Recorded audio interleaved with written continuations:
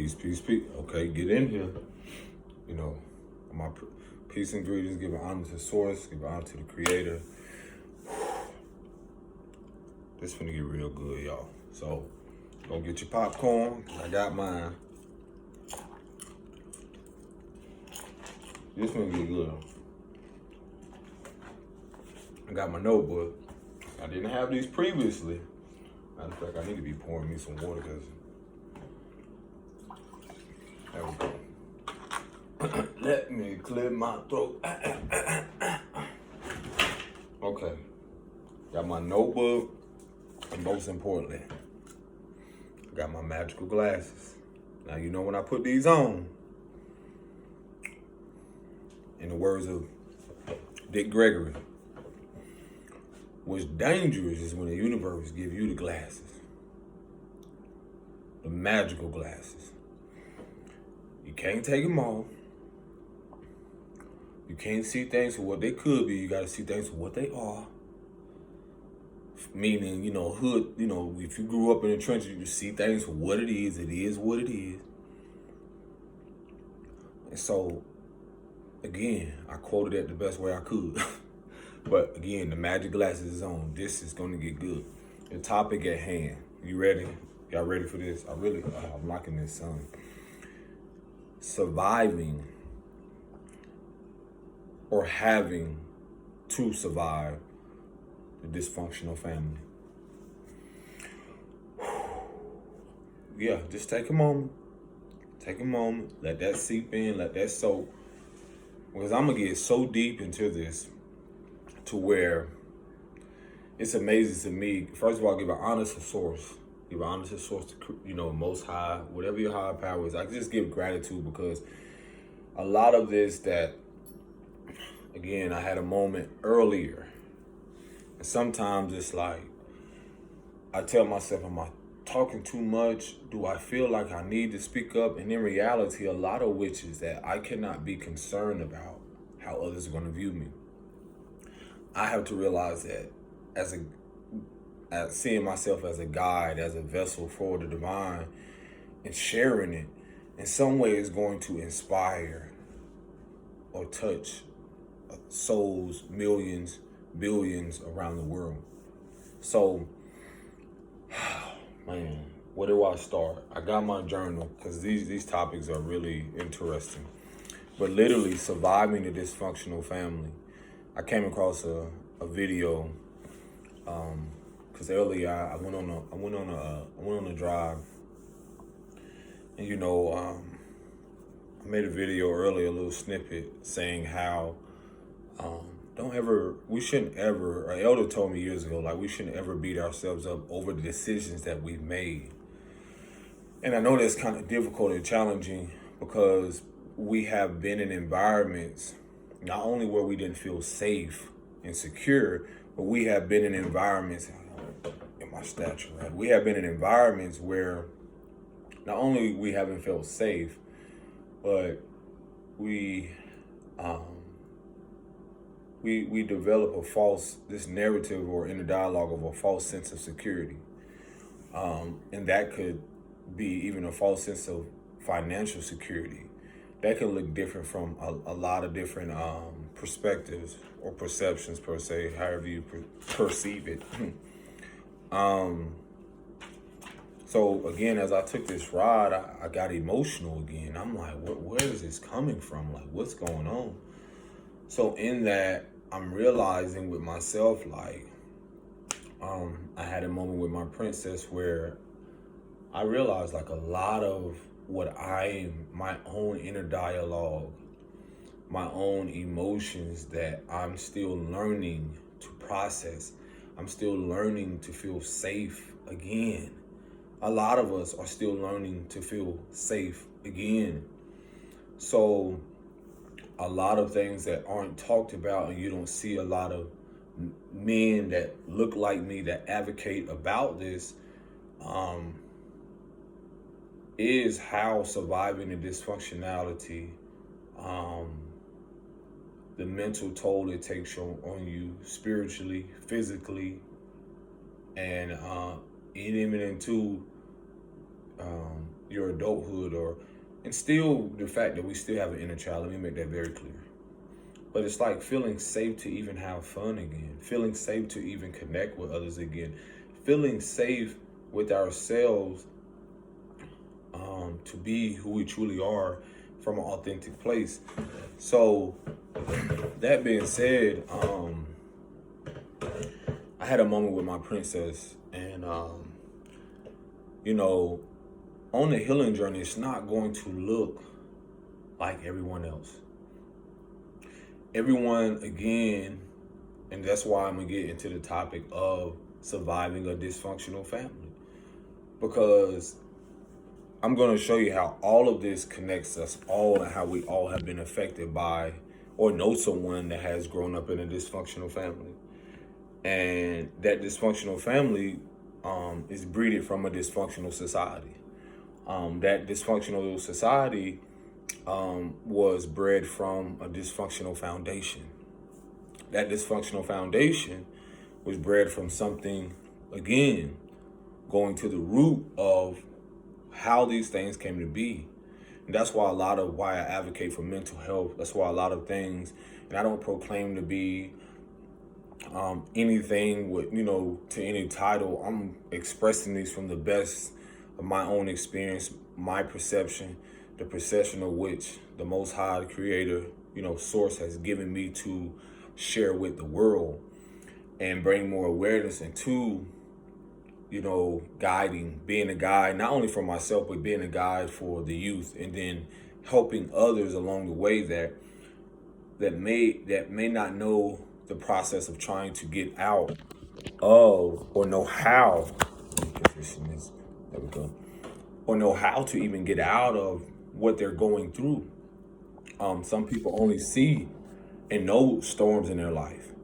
They don't know that there's a light at the end of the tunnel. So, speaking from my own personal experiences, and speaking how I could correlate or connect the dots from my own experiences, past and present. So again, I had a moment with my princess to where, again, the healing journey isn't always like, again, unicorns and glitter and it's experienced from the dark, and in the darkness the light comes. But we've been so far into the surface and looking at things on the surface level that we have forgotten about the fact of our shadows follows us everywhere. So when you hear the term of people or shadow workers or healers and all that, it's simply because a healer knows that in order to heal self and learn about self and help someone else, they first must face their shadow, meaning their inner, aspects, deepest fears, deepest, emotional wounds, all those things connected to who they become and becoming. So in that, I had a moment which I immediately catch myself sometimes, and it's not always like that, but I had a moment with my princess again where she has, outbursts, or she has moments where she's learning her emotions. And let's say a lot of us have been through the fact of like, we didn't get enough rest or felt like we rested enough, or there's so many things going on within our own world. So in learning now to try to take care of myself again, self-care, show up for me, prioritizing myself again, learning to feel safe within myself, that can be a challenge for guardians or caregivers, mothers and fathers, to even try to learn now that process, because it's so new. So for me, it's still new, because here I am trying to unlearn the dysfunctionality that I learned from a family, and breaking generational curses, all the while trying to build a foundation upon truth, upon honesty, upon authenticity, upon emotional stability, all that connected to, the mentality. So I'm purging all of this, as so is you, but I'm purging all of this. So I naturally, like an empath, as I get more connected to myself, I can naturally pick up on the energy or, what she's feeling.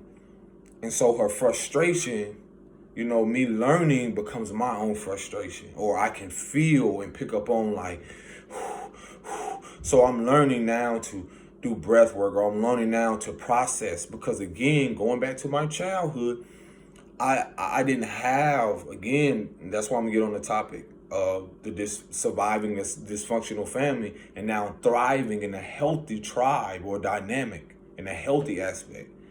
So again, that's a process. As we unheal and as I'm peeling back layers, I'm also getting to know me again and getting to know her. So I'm building, learning to let go of this unhealthy narrative or this unhealthy dialogue that I learned from a mother and or fathers or people who represented or were who played out certain characters in my life, who kept that loop of dysfunction going. So now seeing that I have not only a responsibility to myself, but a responsibility to her. And all the while with my partner, her going through her own healing, and that's what I'm saying. It's like, again, having a moment where I got rageful. I got to a place where I was like, it became overwhelming to me, and me with my voice, it can travel.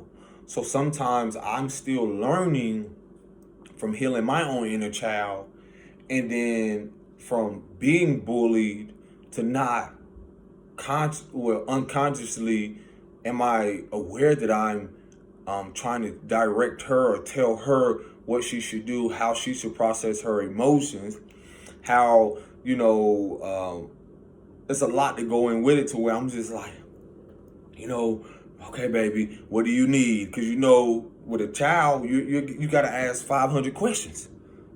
You got to ask 500 questions. Baby, you okay? What you need? And then, the tears, and it's like, and you're there, and you're doing all that you can. All the while not trying to get frustrated, all the while not trying to think about the next step, what you got to do today. Did I show up for myself today? It's so many things that is created around that whole narrative of how we got to show up, how we got to be, and not knowing what it is to surrender. Because again, growing up in these environments where this dysfunctionality was going on for so many years, it's like now the divine puts you in a place where all those things surface, all those things purge out. Okay, are you gonna be, if you want and desire this life of harmony, peace, bliss, okay, there's a process to get to that. It ain't just no, I'm gonna skip daily, oh yeah, hey, it's butterflies and that. No. I had a moment with her, I made her pancakes, and I said, baby, okay. I made her pancakes. And I knew myself that, how I made them. My grandmother used to do this.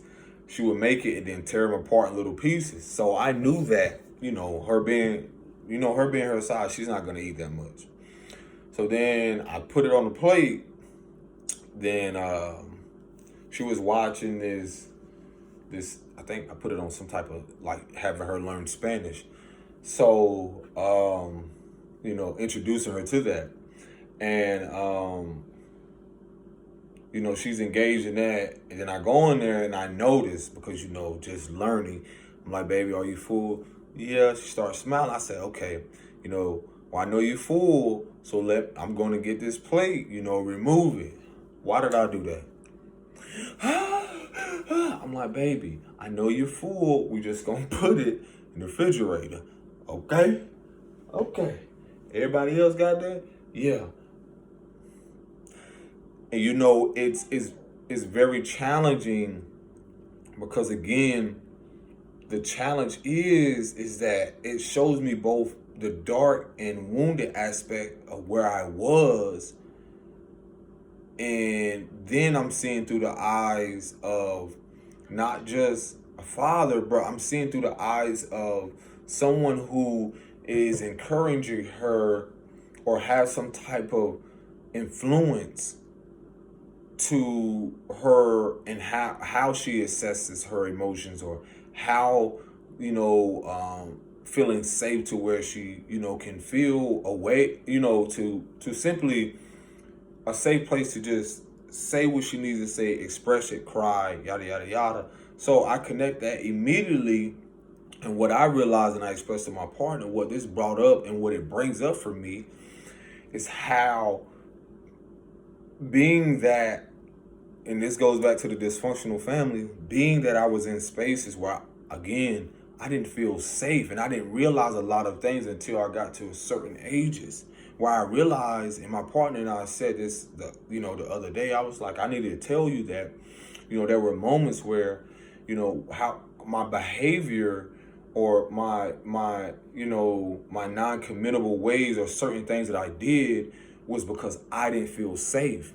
And a lot of what you see in society is that a lot of us are naturally in fight or flight, or very impulsive, being because of we didn't have places where we felt safe to express ourselves emotionally, to show up as ourselves confidently, to express it confidently.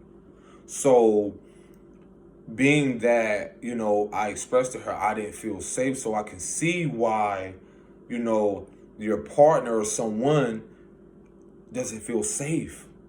And you're talking about the fact of how humanity, globally or wherever people have grown up at, if you have grown up in a dysfunctional family, a part of you has not felt safe.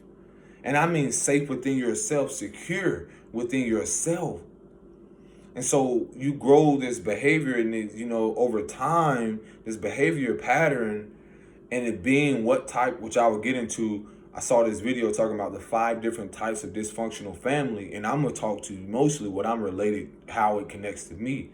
But again, I'm saying to everyone is that we've been in connections, and our wounds have been carried so long, our inner wounds, not what you can see on the outside, our inner wounds, to where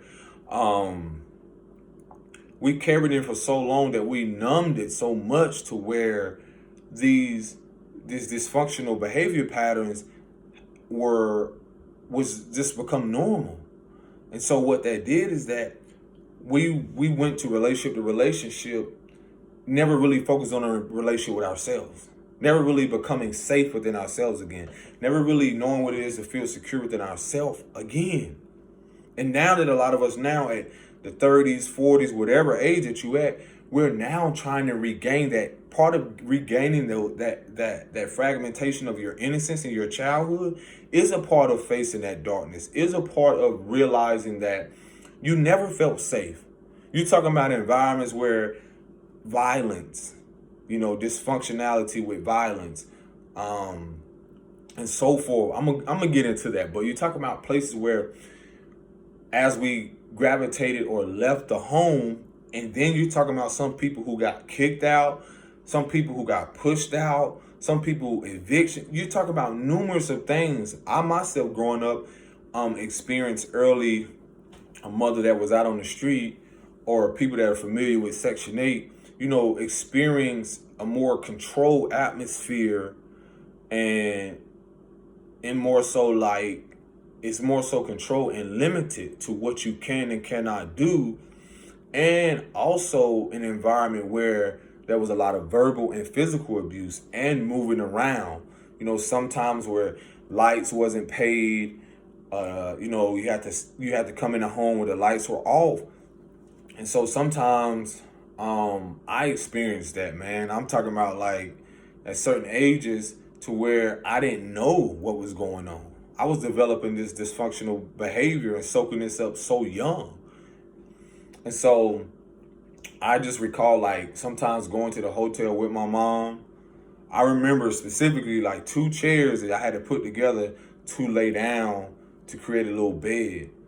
Certain things you processing, and you just thinking this is so normal and have no idea like this stuff follows you into now and affects you in so many ways.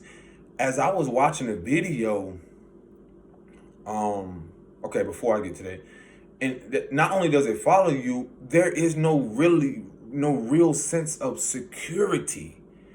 And that's connected to safe. That's connected to the root chakra. Those of you that don't know much about it, research it. A lot of the root chakra is connected to fears, stability. And you're talking about being secure within self. The root meaning like the root of a tree, which is just as important as a tree that blossoms its fruit. So you're talking about growing up in environments where not only we've seen things that has over time we develop so many traumatic things to where we processing this like a database. We processing this, and then now we're faced with it. So even with that, a lot of us, again, going from relationship to relationship because we never saw a stable one or a committed one or a healthy one. So we were going from this to this, not even allowing, because how many of us can say a lot of our mothers and or grandmothers and so forth had a lot of, really took a year or took a moment to themselves to heal, to really see themselves, and then have that discussion with you. So where I'm going to get at is this. Hold on. I got my notebook because it's going to get real good.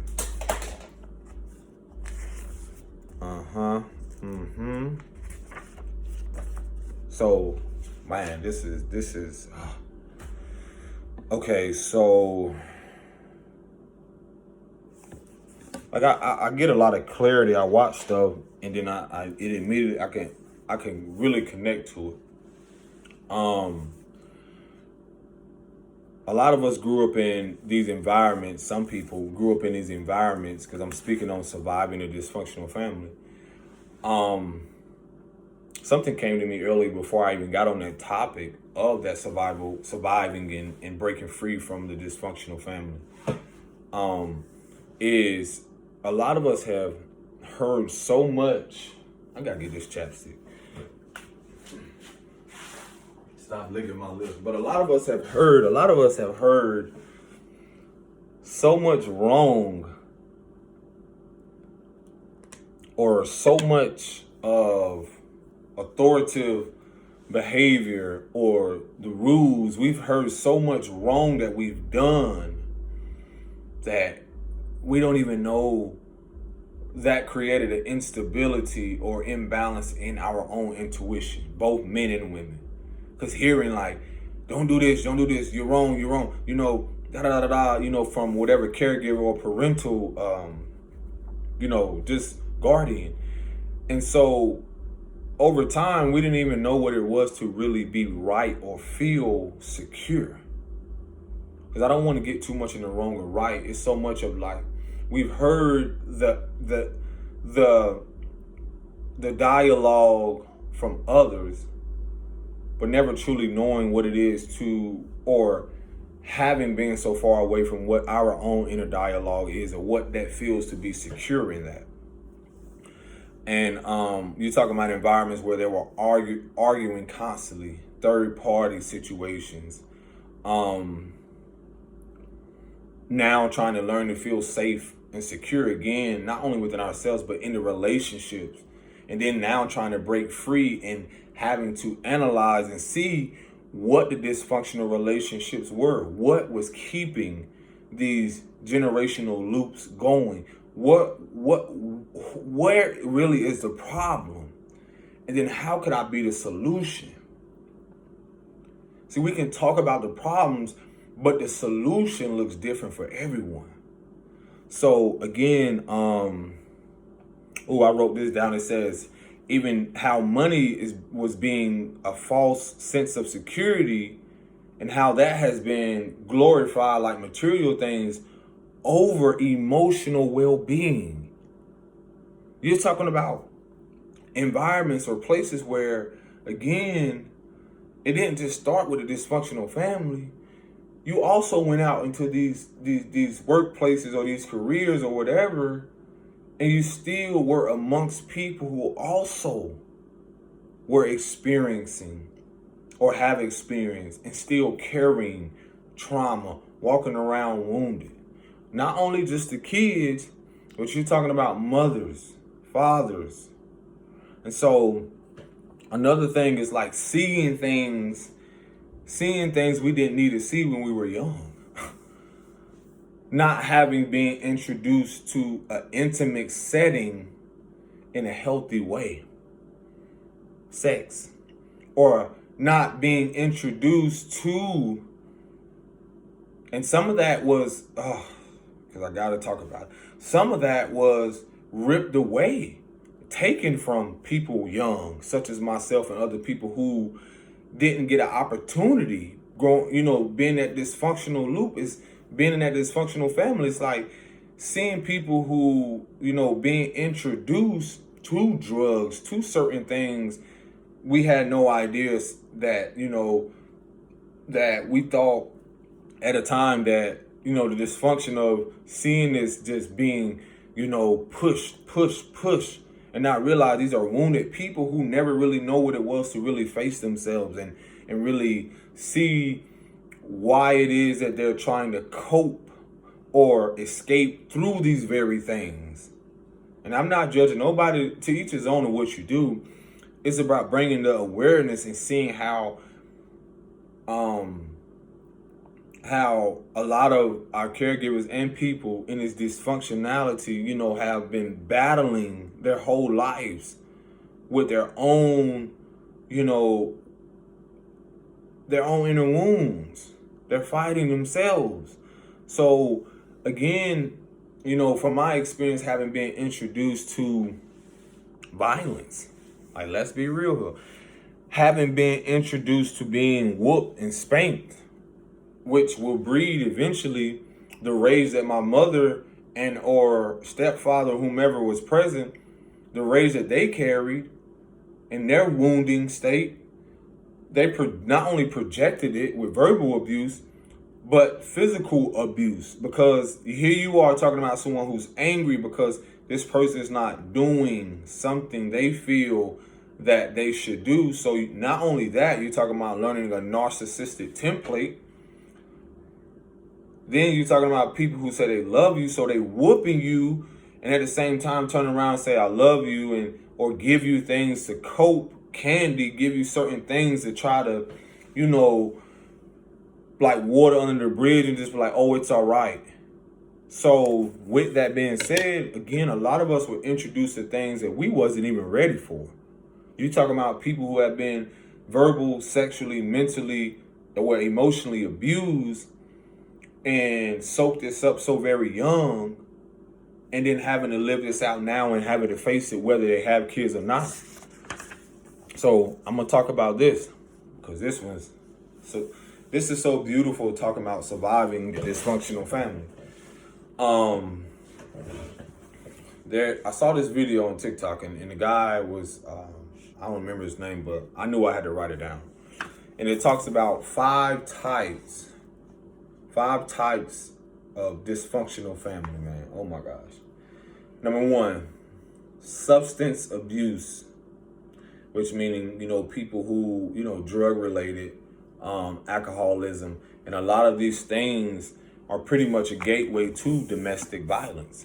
Because you're talking about people who are unhealed. You're talking about people who are trying to find escape through their not only repressed emotions from generations passed down to them, but you're talking about suppressing their emotions through the alcoholism, through the substance abuse. Literally, that abusing is self-abusing themselves.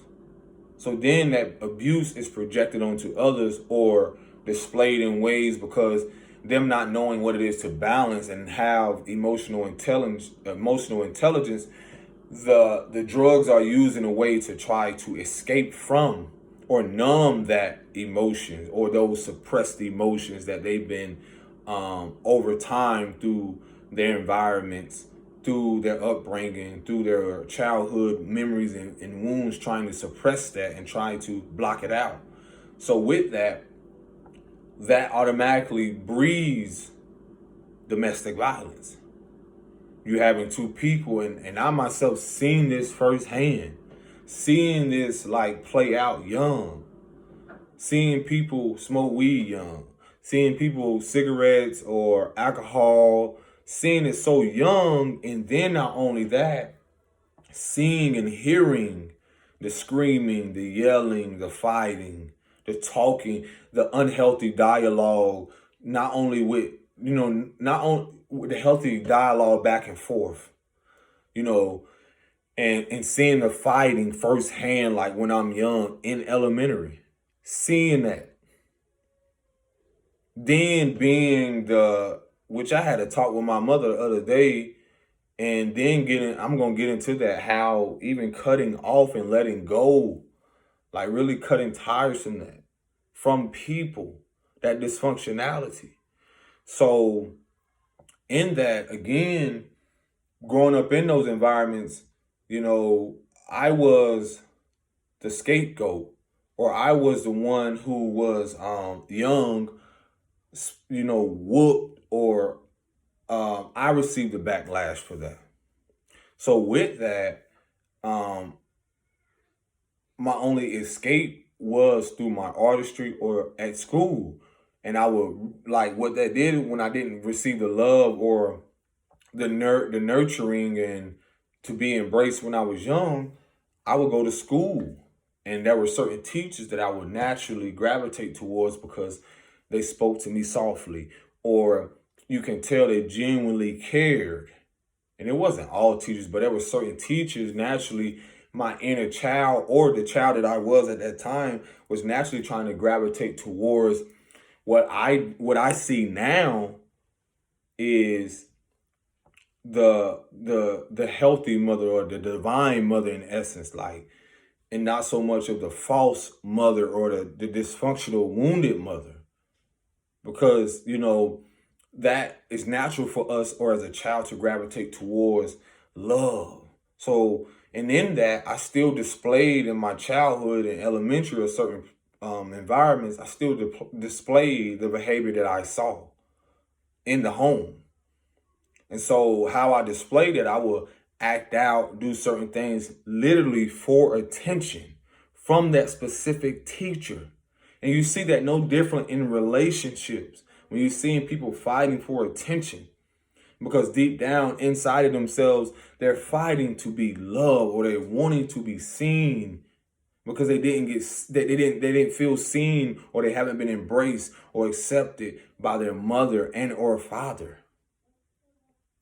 So that's why you see a lot of domestic violence, or that's like one of the ones of the dysfunctional family, the substance abuse.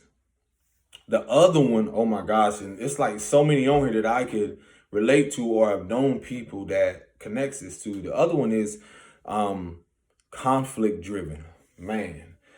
And in the video, I know he was saying like they fight over everything, fighting over everything, blaming each other, and like accusations. Oh my gosh. I hope you got your popcorn ready. Let me tell you, to even be where I'm at right now, in the headspace to even talk about these things, even share it with y'all, no one really knows the depths but myself and the creator. Just like on your journey, no one knows the depths of what you have really went through. It takes a lot of courage and granting yourself grace to even show up for yourself daily. So we're not going to beat ourselves up over how far we come. Give yourself gratitude. Give gratitude to where you are. So the second one is conflict driven. And I've seen this in, oh my gosh, in my own family dynamic with people that I know. You go in their home, they're fighting over everything. They're, this is mine, literally fighting, cursing each other out. Blaming each other for certain things, like as soon as someone do something, running back and telling someone. Like, we all know someone with this. If you don't, man, Because again, I feel like there's going to come a point to where people are going to learn, whether you grew up in environments like this in a dysfunctional family. The thing about this is that you're going to realize why there's a polarity to everything and why certain things have to happen, and more so how all these things can really unify people. But I'm going to get into that later. So again, having seen this grow up, I experienced it. I seen like again in the family dynamic how you go in the house, people blaming each other. Oh my gosh. You know, this person want to use this. They're fighting over the phone. They're fighting over, you know, the game, whatever it is. The third one is, so actually conflict driven dysfunctional, that dysfunctional family aspect of conflict driven can also breed mental illness in kids. Not being able to hold their own relationships, so they self-sabotage it. And he even said, like it says, like cannot keep a job and or relationship. So again, this goes back to stability or this sense of feeling secure, which I connect all of that. So, and it also talks about being paranoid and anxiety. Oh my gosh. All of this connected, I see connected to mental health awareness. And I know people like that have went through conflict, being in conflict driven dynamics. It's like walking on eggshells in a home. And more so, it's like the paranoia can come around having experienced seeing police in and out the home young, seeing creating anxiety around when you do go somewhere. And because I'll share this with you. So when I was very young, like again, elementary, everyone knew my family. Everyone. Wherever in the city that I grew up in. And they probably knew in other places. But when I was young, it was this automatically like negative connotation or bad reputation already. Oh, who your cousin? Oh, it was already this stereotype or this surface level judgment. Like, you akin to the whites, or you akin to the who? Oh man, boy, you trouble. So you hearing this young, and here I am, just trying to show up, be who I am, yada yada yada. But still, I didn't see the patterns then that I was already living out generationally. So that being said, that goes on to how let me see. The next one, it talks about the number 3 on the dysfunctional family list, the violent family. And I can connect all of that, like things when you go in the home, things always being broken, holes in the door, someone running away. And it talks about how the people or kids grow up to hate themselves and someday wishing that they were never born. It's like when I read this list, I literally cried and texted my partner. Like I literally had to give gratitude because I was like, I appreciate your patience, you know, and just everything. So, and most importantly, I had to give gratitude to myself for my own patience to even get to where I'm at. So again, the third one is the violent dysfunctional family. And so again, you're talking about going in places where they're slamming stuff. I saw this young too. My mom would get upset. My mom would feel a ways to where she would like felt like she needed to like purposely slam the cabinets, slam the door, do certain things to where it's like to keep you from really having or coming to a place of zen or peace. Like, you know, you're already agitated. You can already pick up on, you know, what she's feeling naturally or what I'm feeling. So it's like, boom, slamming door. And I'm like, oh, so you in this fight or flight, or you in this overwhelming state, not already knowing what it is to not how to process your emotions or feeling heard or feeling seen. Because if you speak, that would be the response to it or the reaction, the unhealed reaction or the shadow aspect of what she hasn't faced within herself. So, and I even put whoopings on here, or spankings, which again I connect to violence because how that breeds domestic violence, because you're talking about people taking out their rage, hitting other people, and it's like hitting someone without their permission.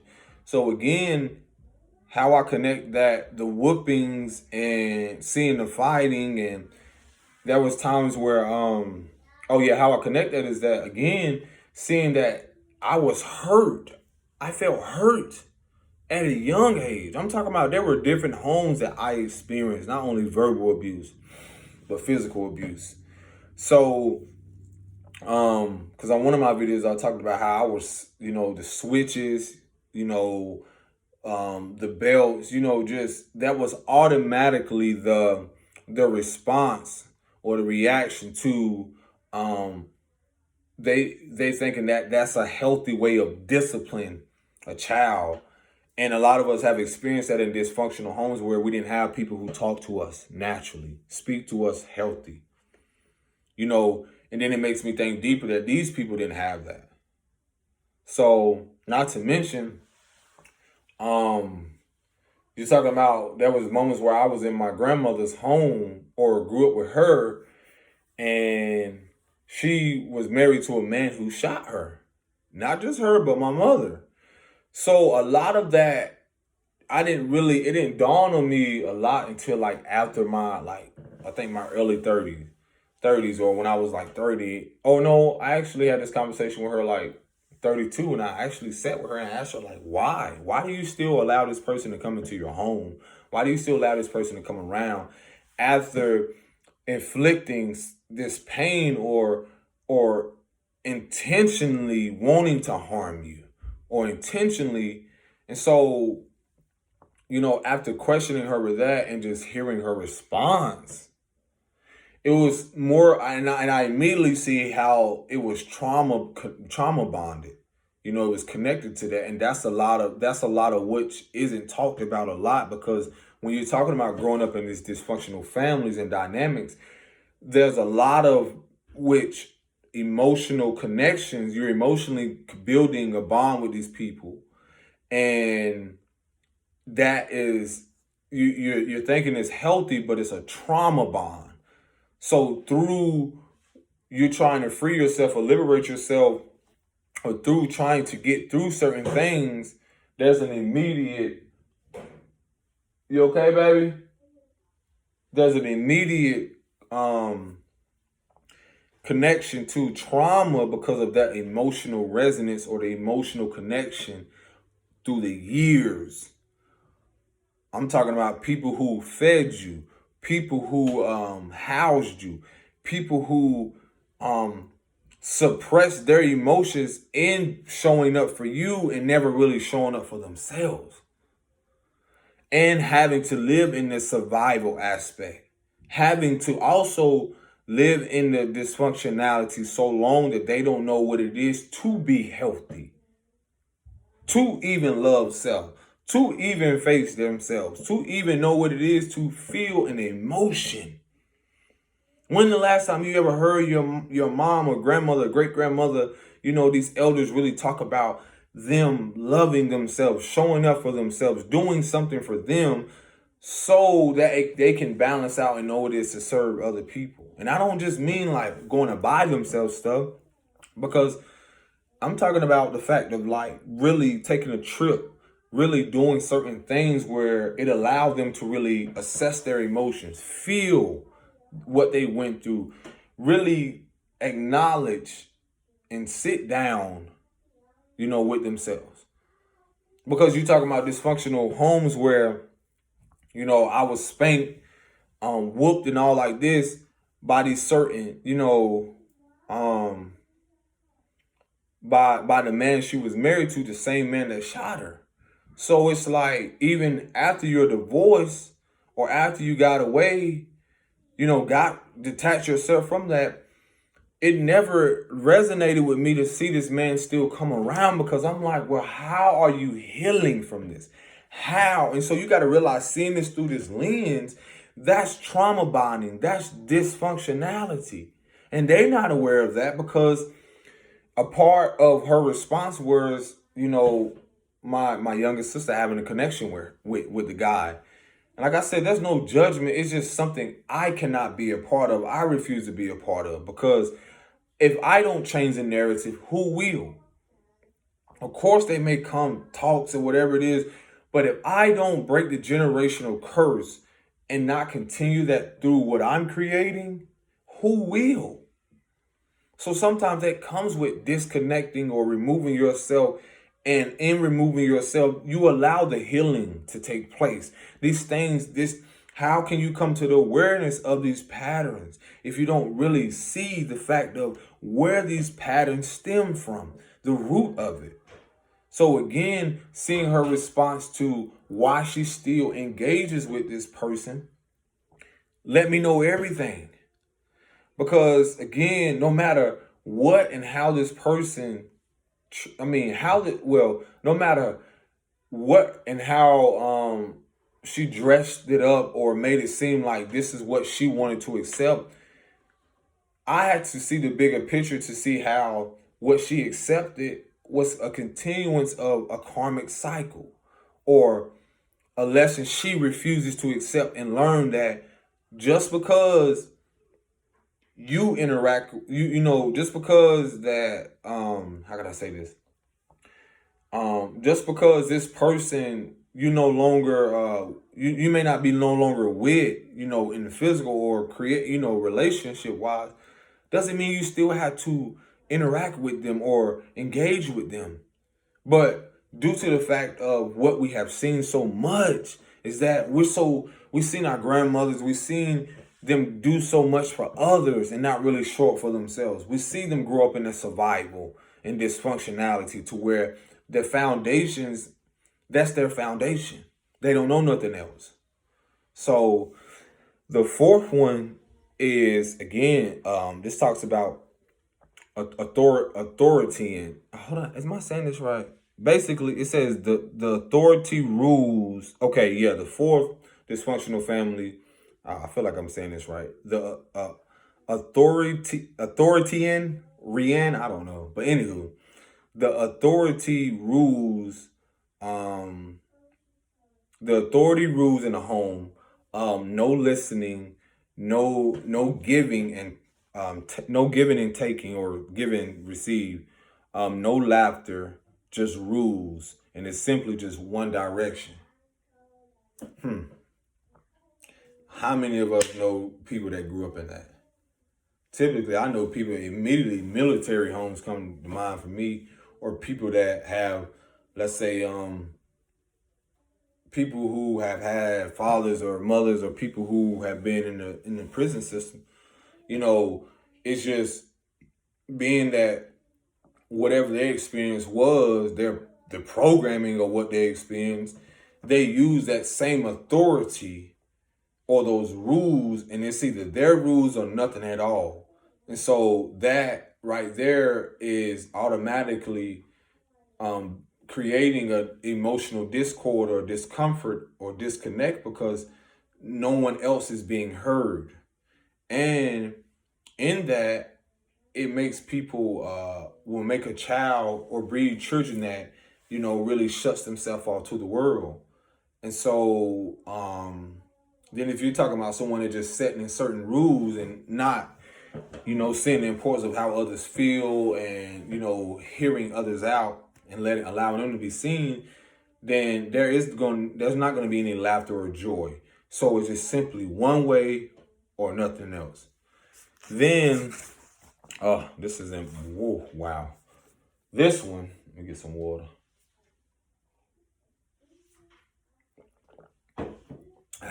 This one is the emotional detached dysfunctional family. No emotional bond. The father and mother can hardly say a word. If they do, it's only about rules and superficial things. Oh my gosh. And that's what you see a lot of with modern day society. And it also states that how you see, and I've seen this a lot with people, is that in these certain homes, you have two types of homes you spoke about. You say you got one that people just study, study, study, go to school, come home, still school at home. Man, then what that breeds is that the family, the caregivers really have no time to really pour into or communicate or have any type of emotional connection or bond, because they're going to be burnt out, or they're going to be so tired to that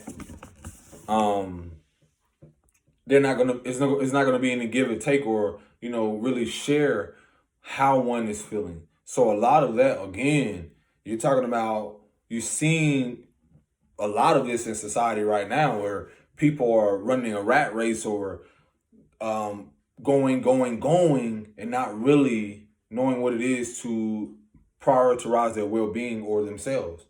So the other aspect of that is that when this does happen, to study, go to school, the kids go to school, come home, and it's still school at home, then a lot of them don't really get no sleep, night and day, meaning like no rest, not getting a healthy nap.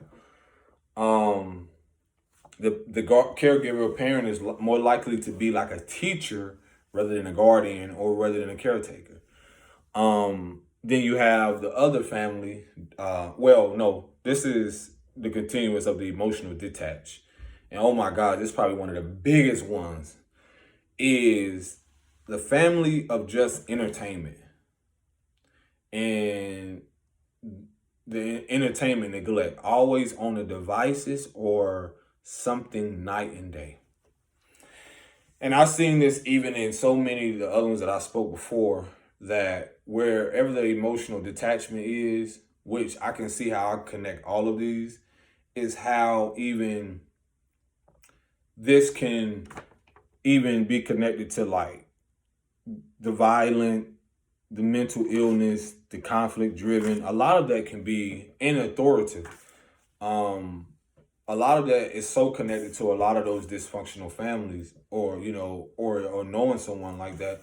Because the device thing, oh my gosh, I even had to check myself with this, because I would express to my partner, like, there were times where I would be without a TV, or literally have to balance. Like, I would love to go out in nature, focus on my creativity, instead of, you see all these kids now, just simply, you see in the homes where the parents or the guardians simply are on the phone all day, or simply in their phone when they're going places.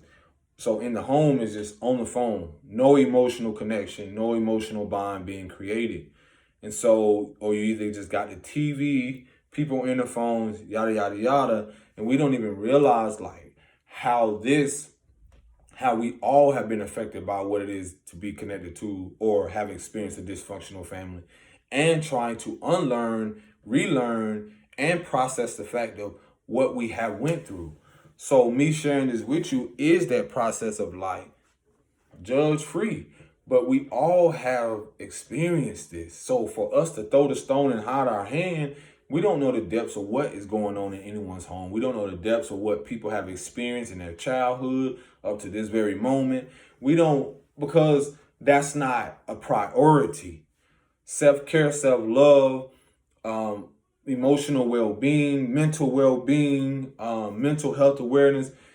That's how the world is shifting. But this is what the root of a lot of stuff has been. It's like, you're talking about currently, like even me knowing, it's like reading a lot of this stuff, I came to tears, because I was like, wow, I really didn't realize, like, in certain relationship dynamics, I was still breeding that. I was continuing that.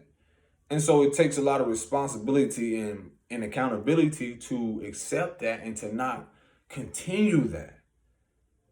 And the solution to a lot of this dysfunctional, he mentioned in the video from the 5 types of dysfunctional families, is what a natural human behavior is learning to eat together. No phones or devices, no nothing, no TV. Is learning to really eat together, and what that creates is a conversation. And a lot of us don't do this, because I don't get into like a lot of stuff dealing with the holidays and all that stuff no more, because a lot of that shit didn't resonate. I used to start to learn more about it, get into depth, and anywho, a lot of people didn't really do that until then. Think about that. Really sitting down, eating together, and then you have these conversations. But even in these conversations, there's still so much built up animosity. There's still so much envy. There's still so much things low vibrationally, emotionally, mentally, spiritually, that people are dealing with, that comes up to the physical. You know, the things that are you're talking about years of people holding on to things. You're talking about so long to where now, when they finally get together on certain things, this dysfunctional pattern, this ritualistic thing that has been continued so long to where it's like people overlook and brush everything over the rug, you know, like, and it's more so showing up to be seen from an external perspective. That's another dysfunctional thing. It's like me seeing that growing up. Oh, let me show up. Let me wear my best fit. You know, yada yada yada, and it's like, does that even matter?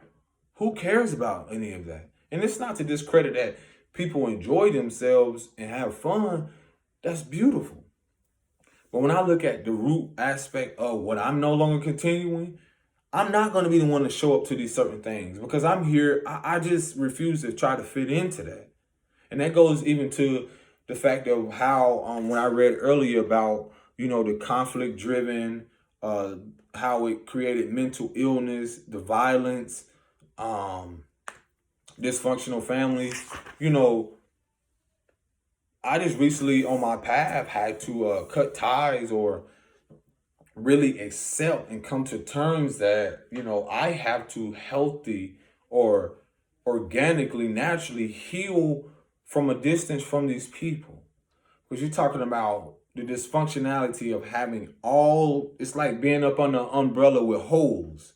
You think you're being protected by the water, but the family in essence, and oh, this is so good. I guess I'm channeling this, but you're talking about, let's say you have an elder who aren't aware of these things internally. So they're holding up an umbrella thinking that, and here's the elder that's supposed to be, that holds the wisdom, the knowledge, or, you know, these things that are sacred or important.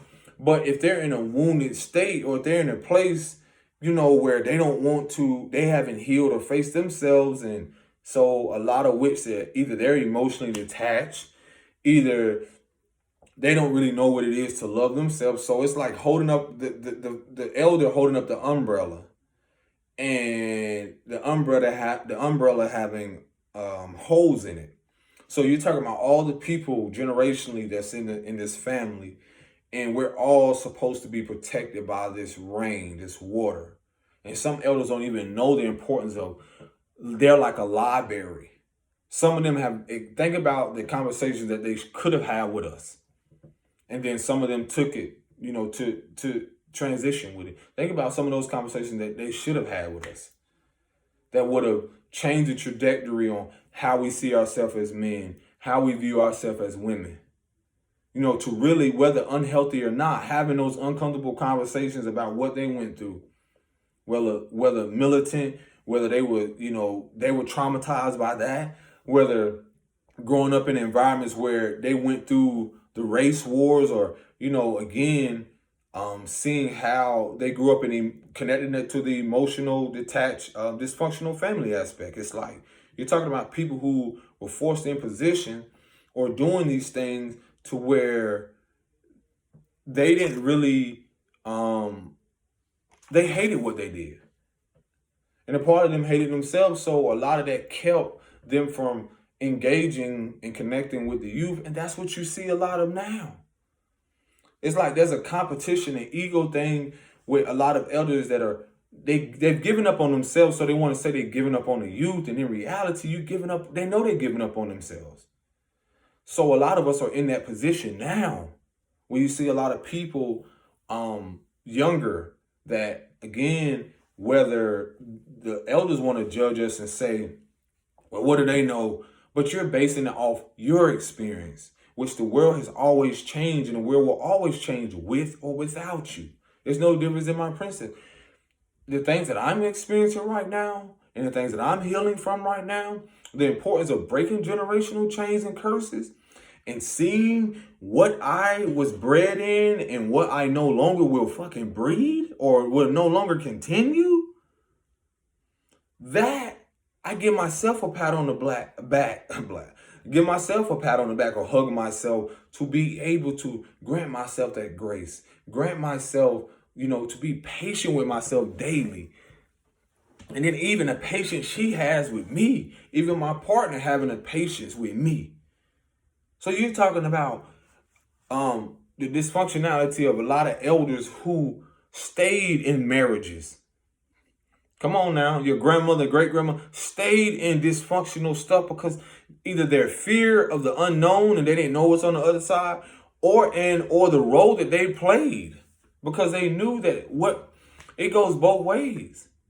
Because dysfunctionality, that there were homes and environments where there was no emotional connection. I'm not saying for all, but what I'm saying, how the false mother or the dysfunctional mother, wounded mother aspect bred these men, these sons, both matriarchal and patriarchally. So when I look at a dysfunctional family and look at these things, I look at it both from the patriarchal, from the men, and I also look at the women. And what I mostly seen and what I mostly expressed to is what I saw a lot from our women. And who I see who falls a lot of victim to what they've experienced and trying their best to be a victor and walk in victory is our women. And if I don't let them know and see and, share this with them and I can be accountable, so can you, love. Because everyone has or experienced or knows someone who has a dysfunctional family. All of us have been affected by this. This is connected to our grandmothers and great grandmothers and so forth, both patriarchally, the men, the son, the father, the grandfather, and both matriarchally. You're talking about the daughters, the mothers, and grandmothers. So again, me sharing this is again, there isn't really no convincing the elders, a lot of them, because a lot of which, again, we come into our own awareness of what it is and learning to feel safe from these very people again, learning to feel secure within ourselves again.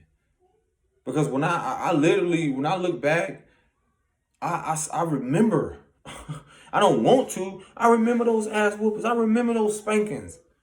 And I felt within my being that I did not deserve that. So now the most challenging thing is that, again, it can be really cutting ties or letting go of the dysfunctional aspect of your lineage, or, that's one of the most challenging things I tell people. Because again, you have built this emotional connection with these people. And some of us don't even know how to live life without them due to the unhealthy codependency. Now that was a natural dependency there between you and your mom, but your developmental process of how you came into your own emotions, came into your own well-being, came into your own learning what it is to be secure or to even be in this world. And when you look at it, look at come on now. The days it's done with. That what you learned, what you thought was mama. And when we talk about a divine mother, a divine father, that which you assume was what you assume what mama was, that's not. And the father was, it's not. Because we all have been affected by this. And the only way to change it is to see what the problem is. And a lot of us haven't had solutions because we wasn't shown solutions. We were shown dysfunctionality. We were shown a loop. And that's why you see a lot of this stuff crumbling. That's why you see mental health awareness at an all-time high. That's why you see the foundations on these dysfunctional families that, you're talking about breeding after years and years of creating a loop that people are now healing from. Me and you. We all are. Even still, some of these kids now, they don't even have a father or a mother or someone in their life to just simply show up and say, it's going to be okay. Shit, some of us need that. Hey, are you okay? How are you? Literally a healthy dialogue. Some of us don't even know what that is. 34 now, a few days ago, just turned 34. I can say this, I feel like I was the only man in my mother's life at that moment to even have a healthy dialogue with her without her feeling attacked. But I had a healthy dialogue with her. It's, telling her like, I will no longer put up with this, and this is what it is, and it is what it is, setting healthy boundaries and standing on that. Because if you cannot speak to me this way, you cannot be in my life. And I don't mean in a controlling aspect, I mean in a healthy way. Because I deserve that now. You deserve that now. You deserve love, genuine love. Not a love or connections or you got a question. See, we're healing from that. We're healing from that betrayals. We're healing from the foundations where we're built upon so much of distrust, dishonesty. You're talking about foundations crumbling right up under the elders. And we're here. And it's not that we can save them, because that's the thing about letting go. We cannot save them. Because as we have karma to clear, they too have karma to clear. And some of us are their karma. We are their divine justice per se to live a more fulfilled life, a harmonious life, a balanced life, a functional life. A functional life. Not a dysfunctional, a functioning life. A lot of us learning now what it is to function. Because we've been all like this. Learning to heal from anxiety, depression, being paranoid. Before, I got to say this, because before I even knew what the police was, and they even have in the scarcity and in the paranoia around how that programming, what it is to be in this world as a man and a melanated man and having to fear and all the programming around that. I saw them before I even knew what it was in the home because of the dysfunctionality, because of the fighting and the violence. So they didn't come there. They wasn't coming there for me. They was coming there for that. From people that's almost about to take each other out. I seen people get cut. I saw a lot of stuff. I had to see my mother's face swollen up. Then not only that, me seeing that, and then now having to heal through that, the dysfunctionality, the mental health, the anxiety, all those things, having to parent myself or love myself back to this, all the while going through relationships and not realizing what I was doing unconsciously. Still somewhat having a consciousness aware of what I was doing in a sense of to better myself, to rid myself, because somewhere down there will always be some type of loop or to lead me back to the root, which was my mother, which were certain men. And it's not to blame them. It's just I had to come to that awareness, like what I put those women through, what I put anyone that was on my path, and this is accountability, what I put other people to was a response or a reaction from what I experienced, the dysfunctionality. And so in that, I had to become and really sit down and realize like, okay, hold on. I had to really sit with the very people who what spirits revealed to me, sit with the very people, be in the homes. And in those homes, as I'm, going through these different phases, whether being on the street, whether being in these homes where I had to still see the same women and men go through the same dysfunctional aspects that I read to you, having seen that, and then still, getting, reconnecting to the divine, connecting to source, like, hey, you got to keep moving forward. There's a balance. You have to see this, but you have to realize that you will no longer continue to do this, because you're here not to fit into that. See, we were birthed in that, but we are not to fit. We did not come here to fit into that. See, that's the thing about some people's perception of you. They feel like, okay, well, you know, my puzzle piece doesn't fit into that dysfunctional family. My puzzle piece fits perfectly into the functional family that I'm creating.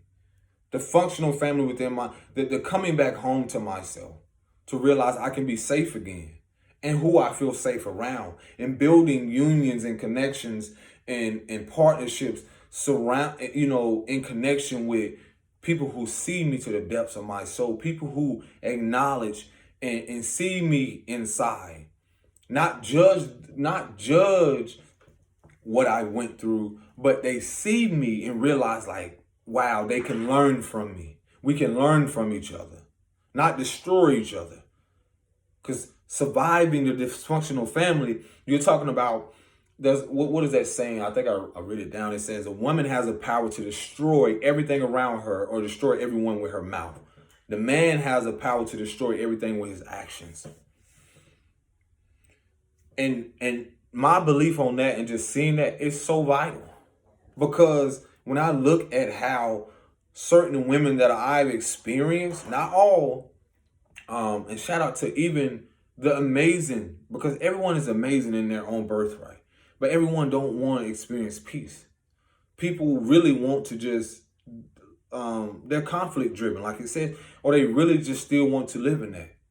But I do not, and you don't have to. So again, the women that I've experienced and seen what they did with their mouth, the spells they cast with their mouth, what they spoke, they wasn't speaking life. So what they spoke harmed everyone around them, whether they were unconscious of it or not, whether they were intentionally doing it or not. It planted seeds. And the same goes for a lot of our men that were affected by this, and women. The seeds were planted, and you've been living with that inner dialogue of what people have said for so long. And now it's a moment to rebuke it, dispel it, let it go, cut ties, whatever you have to do, cut cords emotionally. Because a lot of people don't realize a lot of that is connected to your emotions. Because naturally our women are we learn we learn and receive our emotional feels, or emotional, the aspect or body of who we are from beginning in the wombs of our mothers. And then coming out, your mother's teaching you. She's the first teacher to teach you what it is to nurture yourself, what it is to love yourself, what it is to show up for yourself. If your father was present, and you got to realize a lot of these dysfunctional families, these dialogues, you had kids that were in these dynamics where the mother talked to the man disgracefully, disgustingly, destroyed him. And a lot of that was connected to her wounding and her dysfunctionality and what she experienced or her mama experienced. Same thing with the man. He's hearing this all the while having a child by someone. Then the child soaking it up because their eyes are just open, seeing everything, receiving everything. And I'm calling it out because I too have experienced this, and also been on the giving end. But I had to learn to be conscious, aware of what I was doing in the environment where I know my princess is. Lily, you okay? Okay. What you doing? Painting? You drawing? You pooping?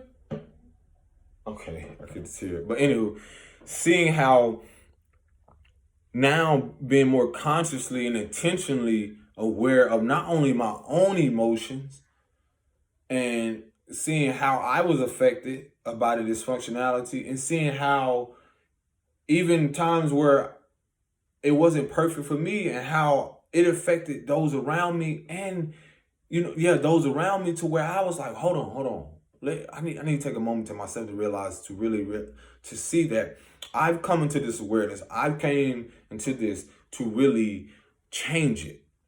And that's what the thing about being chosen is that you're choosing not to be a part of that continuous loop that has kept your ancestral lineage, the generation in a lower state, in a place where they, in a place where they was just seeing survival and not the light at the end of the tunnel. And now you get to thrive, not only with yourself, but those who desire and want to see you thrive.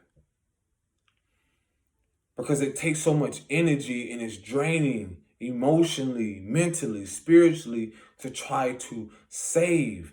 And see, that's what the dysfunctionality was breeding for so long, societally, everywhere, is that people are exhausted mentally, emotionally, physically.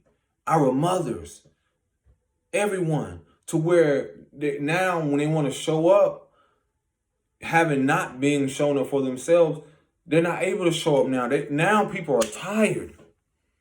And so now you're seeing the highlight of what the mental illness really is, and the disorders, coming from the dysfunction of, being so giving, but not being open to receive in a healthy way.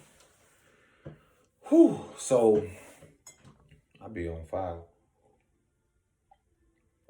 So again, surviving the dysfunctional family, that can look different for everyone. And that can be very challenging because you can have so many people not willing to let you go. They want to go through all these, there's a lot of backlash that come from that. You got people they're trying to tell you what it is to be a caregiver, a guardian, trying to tell you, see, their dysfunctional ways of trying to tell you how to parent or bring up, raise, or, show your child the way. It's not the same way that they did it. And then they get upset and angry and they don't even realize, like, you were given the tools to do that. The moments and times or the way we're living now, no, we are given certain tools to assess things in a more healthier way. And then seeing that, you have to see the unhealthiness in the very people who kept the unhealthy, dynamic, dysfunctional shit going for so long. Let them be mad. Let them feel a way when you don't want to come and support the dysfunctionality no more. So what? Life goes on. You got some people that be mad all the way till they transition or leave this earth till they die. So what? You have people that done it before. I cannot change that. If someone's mad simply because I'm showing up for myself, and now I need me more than I need me more now. I need me. Then I can show, and then like I expressed to my partner, then I expressed to her, it's so vital that when we do take a moment to ourselves, that allows us to really see our emotions. That really allows us to really, because a lot of our, again, elders and caregivers never had that. They didn't know what it was to really go be with themselves, to really sit with it. So we allow ourselves to go sit with ourselves like an hour or two a day, to where it's just us, no distractions, no nothing, to where, again, this is where some things do come up that haven't been addressed. Some type of childhood trauma, some type of something that's, again, emotions or whatever it is, that is a gateway to some type of expansion, some type of something that, again, that can either become a hindrance if we allow ourselves to drown in it, or if one allow themselves to stay in it. Or it can be a guiding light to something better, to what is like what I'm doing now, allowing that pain to become gain. So, and in that, for a lot of you, I don't know how it's going to go. I can only speak from my experience. Sometimes, your kids, or they may not like it or accept it, but that's anything in life. Through shift in the transition, You know, you're gonna feel the emotions comes up. You're gonna feel frustrated, angry. A princess has done that before when she wants, you know, mommy to just be around her. But in reality, I expressed to her, my partner, I'm saying, baby, you got to show up for you, because you got to realize, like, societally has only taught us to just be there for other people until we're burnt out, until, you know, pour into other people, not really pour into yourself. So a lot of people don't know what that looks like and don't see the benefits from that. So, you know, I always be like, hey, go take a moment. Then you see it reflected back. Baby, you took a moment today. You know, you take a moment to where they go sit with themselves. And sometimes people come to some self-realization. You know how many people have stayed and stuff so long that they don't even know how to walk away?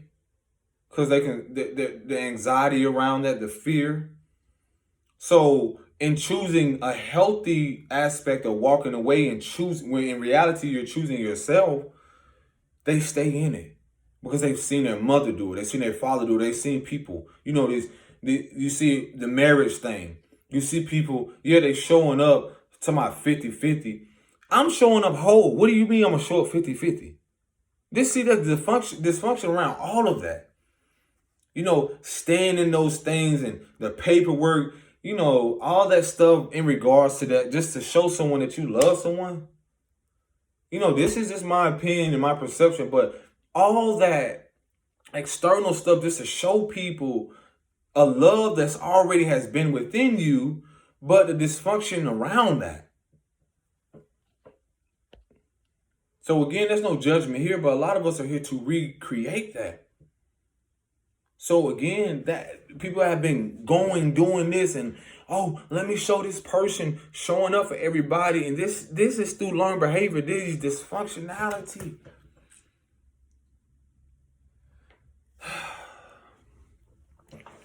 Never really feeling safe. Never really telling your partner or expressing people like why you don't feel safe. Why you don't even feel safe with them. Certain things that your inner child, you being in a partnership or relationship with people and not even seeing the fact of you never felt safe.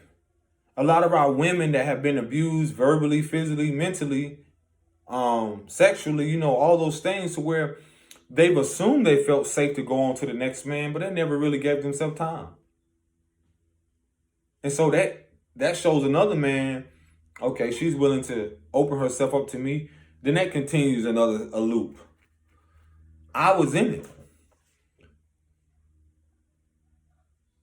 So think about a lot of people that went through that, keeping that dysfunction going, not really allowing themselves to be with themselves, not really closing themselves off to really allow themselves to heal their wound, their mind, their body, and spirit. Because when you're talking about when people have been sexually abused and then how they respond to that could be totally different. Because that's another thing that in a dysfunctional family, you have people that have been sexually abused and it's brushed up under the rug. And so in their mind, they programming themselves like this is cool. But in reality, they never recovered. They have never recovered from that. You got women now and men 20, 30, 40, 50, 60 years and never really sat down with the person that done that to them. Never really assessed that. Never really made peace with that. Because it just pisses me off. The messed up part about that shit is that the fact of how people have approved of the dysfunctionality. And that's the thing about emotions, honoring that, because it pisses me off. Like, what? And I know from experience, having experience and know people that went through that. All this dysfunction that we've been keeping going, and we want to blame the government. You want to blame other people, and there's no accountability? That's so many things I can get into depth of, but I want to get to the root again of certain things that I'm called here to address. So again, you never felt safe, baby. Love, beloved, you never felt safe. I can sit here and say I've been in partnerships like that, where I realized I didn't feel safe because I never, being what the connection was with the mother I came through at that moment, I never felt safe. So Here I am attracting women in that vibration that never felt safe, or a similar experience where they had sexual or verbal or physical abuse. And so this goes back to the dysfunctional family where you may have experienced a conflict driven family, then they have experienced a violent or, authoritative family in a way to where now here you are. Then you're seeing the cycles of how and why these kids are bred or co-created in that same fucking trauma. But everybody want to see and promote healing. Oh yeah, the healing journey is this and this. But y'all don't want to talk about this.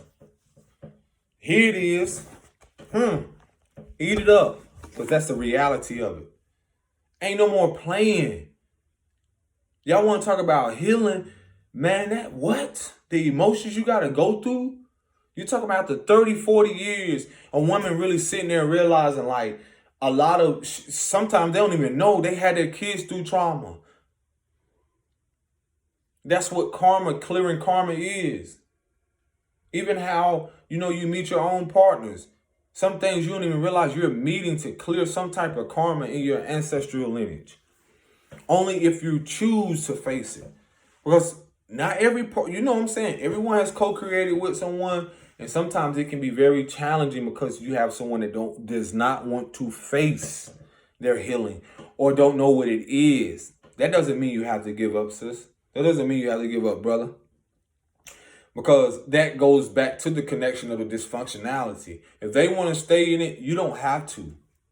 I know it's easy said than done, but I truly feel that the divine can orchestrate something to where peace or amends can be made, because a part of walking away can be divine justice, can be people's wake-up call.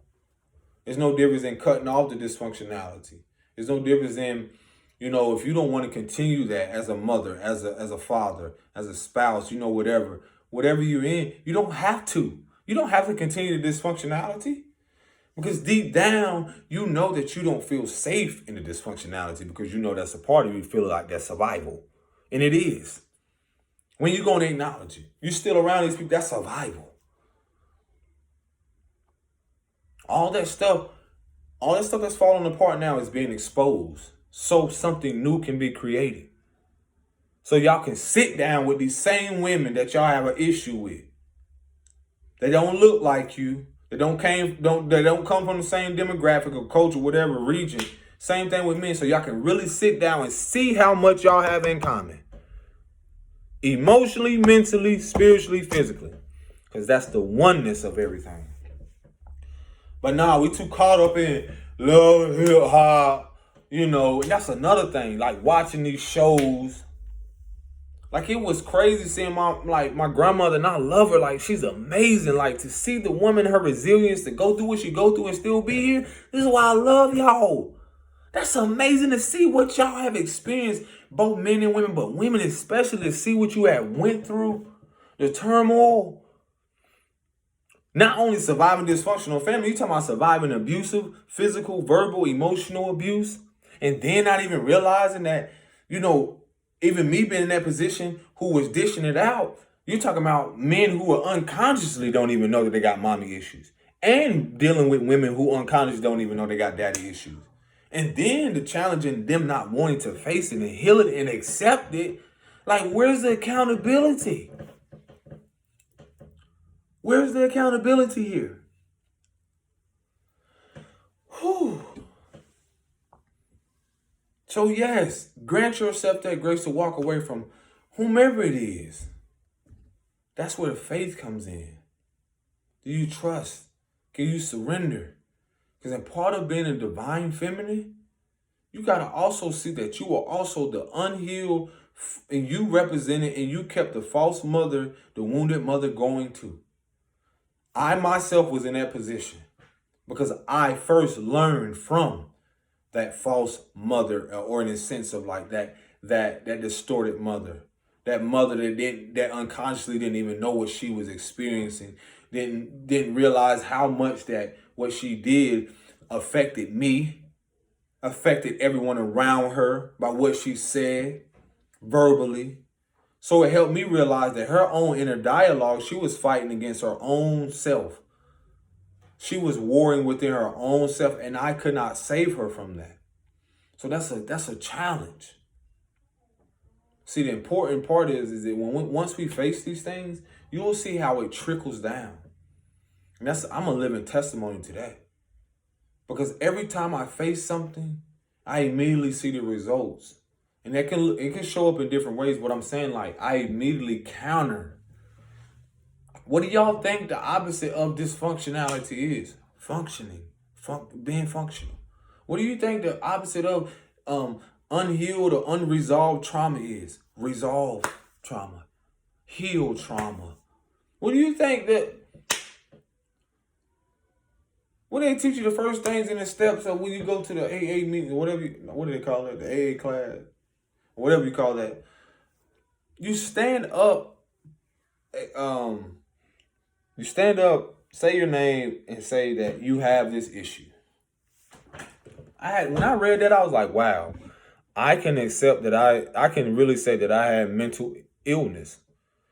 I can honestly say, like, reading this, there was a time where I was not able to hold a relationship because I would self-sabotage it due to dysfunctionality, because that's all I saw. And so now, the most challenging thing I expressed to my partner, I said, it's not about, and I came to my own self-awareness, it's not about committing to you. The challenge in committing to myself, committing to my healing journey, committing to prioritizing myself again, and then attracting others who are in alignment with that, who genuinely know the balance of prioritizing you and then helping others. Do you know how much the world will change with that? I'm not going to say this is going to happen overnight. I'm just here sharing stuff, y'all. You know what I'm saying? So again, it's not to convince people, because everyone's process looks different. It's not to tell you, you got to do this, you got to do that. It looks different. Because I don't know what type of situation or circumstances that you're in. I don't know what's going on behind your doors, whatever you got going on. I just want to share it with you all. Take care of yourself. Peace and blessings. Shalom.